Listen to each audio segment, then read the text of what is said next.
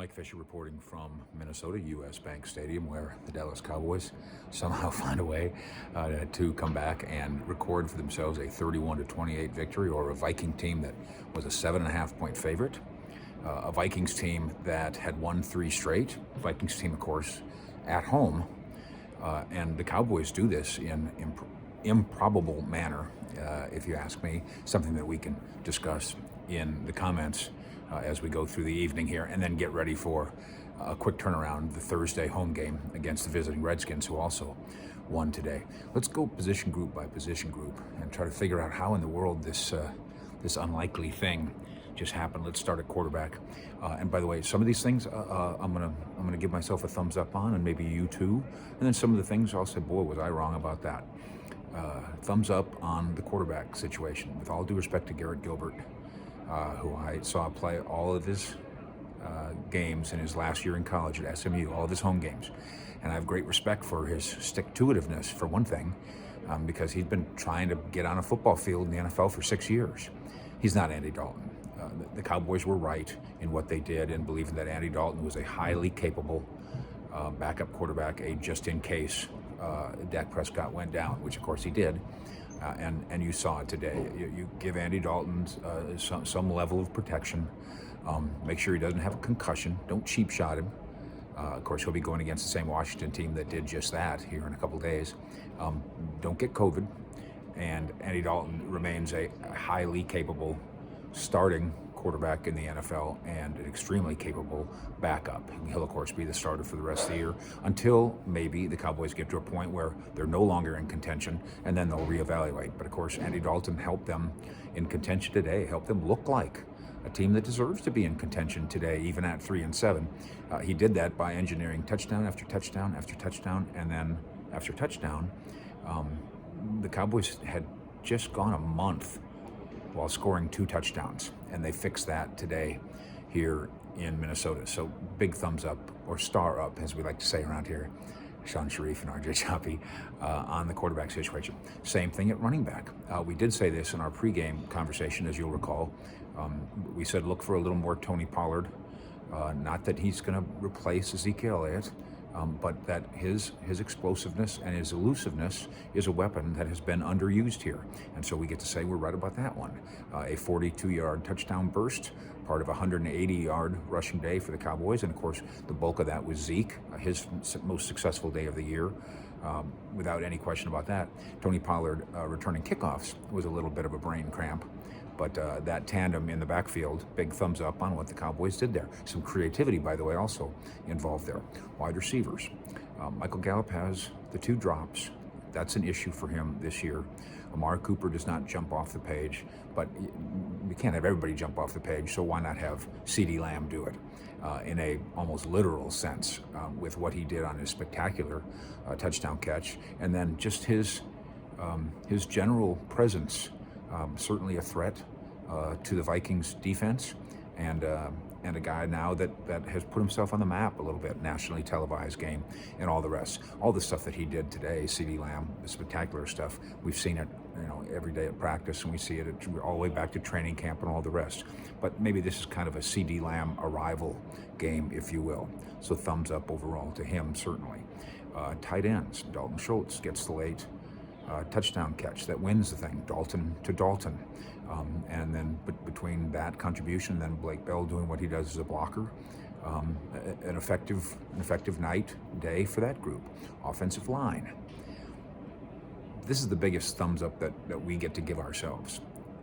Zach Martin can dominate at whatever position you put him at. Guard, where he's going to the Hall of Fame. Center, if you asked him to. He is one of the backup centers, emergency centers. And then, as we saw today, right tackle, and just dominate you. This way dominates everybody, no matter what. I think if you went and played basketball against him, he'd probably dominate you in that too.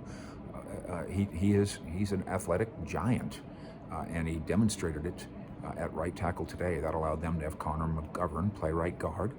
I think maybe he established here that he's a better player. He's a better football player right now than Terrence Steele is. And so that was the switch out, and you weren't going to ask McGovern to play tackle, and so you went with best 5. and it worked spectacularly to the point where you get to have victory formation at the end. And then Zach Martin gets to have his fun in the huddle, as he traditionally does. I don't actually know if he did that today. I couldn't see that far, but maybe. And so that offensive line, keeping Dalton upright and allowing for all those rushing yards, and then the big numbers on the scoreboard too. That's just a grade A for everybody involved in the offensive line, including the coaching staff, whose only big mistake here is they waited, 6 weeks too long to do what they did with Zach Martin. Special teams, they either win you the game or lose you the game, don't they? This group, they certainly have the ability. And when the Cowboys have won games, they've done some special things on special teams. But there was some goofy stuff here too. What they really did, besides the goofed up kickoff return, field position goof up, is they almost gave up a fourth down fake punt pass completion where nobody's within a million miles of the receiver. And then unfortunately for Minnesota, they got a flag before the snap, and that was that. So special teams, I would not say that we can give special teams a great grade for this one. Defensive line, Tank Lawrence playing hurt, as he probably will all year with the knee, and also playing sick. Very effective. There was certainly pressure on Kirk Cousins. Not enough pressure to help keep him from being able to sling it all over the yard to Adam Thielen especially. We'll get to that in a moment. But I bet you the defensive line feels pretty good about what it did here. Some playmaking on the part of the linebackers. And then the only real problem, this secondary is rough. And they're starting now to try some different guys. And Donovan Wilson is probably asserting himself at safety, but otherwise there's issues. And as we said in the pregame, there's a point where pretty soon where they're going to turn the page on this secondary. They have three of those guys who play prominent roles: Cheeto, Jordan Lewis, the two of the cornerbacks. They are out of contract after this year, and then the safety Xavier Woods out of contract too. I think you can say that Xavier Woods continues to establish that he's a good NFL player, but he's not a star. You wish you had better starters, and you're not paying him a fortune to stay. Maybe somebody else will pay him a fortune to be someplace else. But this was a really rough outing for this secondary. They had no clue on Adam Thielen, and some of that was probably coaching staff related. Rashard Robinson should not be lined up in a one-on-one matchup with Adam Thielen. And one of Thielen's catches was just as spectacular as CeeDee Lamb's. The one-handed catch in which corner? That corner. Just amazing catch and an amazing day for him. He's got 8 catches and well over 100 yards and the touchdowns. They have other weapons too, Minnesota, in the passing game, Minnesota does. And then we should mention Dalvin Cook, who somebody said, it seems like he's having kind of a quiet day. And then you look down and he's got like 133 rushing yards or some ridiculous number. Maybe some of that's on linebackers and the whole front seven that they couldn't manage to get an arm around, to get a hand on, to get a shoulder into Dalvin Cook all afternoon long. And then ultimately the secondary gets exposed there a little bit because that's no fun tackling Dalvin Cook, who is very elusive and sprinter speed, but then also he'll come downhill on you and win when the two of you collide. So a rough day statistically for the Dallas defense, a successful day overall. Maybe a day where anybody that was wondering, well, maybe this secondary is going to be okay. Let's give it a chance. I think the truth probably got exposed in this one. But the biggest issue is, and a fan doesn't have to like this, and a media guy can poke fun at this.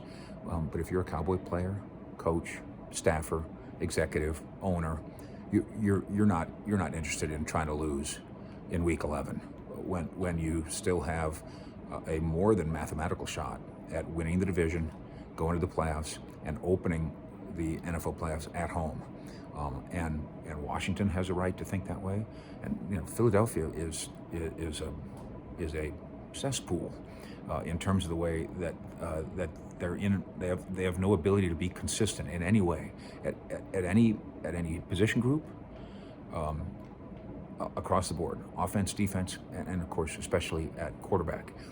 And then the Giants. So all four of those teams have every right to endure the laughter of the critics who call it the NFC least. And this was a big one for the Cowboys to try to prove what they believe. Mike McCarthy said after the game, now we have to make this matter. And this is great. Now let's make this matter, which takes us to Washington. And we will visit with you between now and Thanksgiving frequently. We appreciate you hanging out with us here, subscribing, telling your friends, sharing it, liking it, and being part of our Fish Report YouTube channel. In Minnesota, Fish out.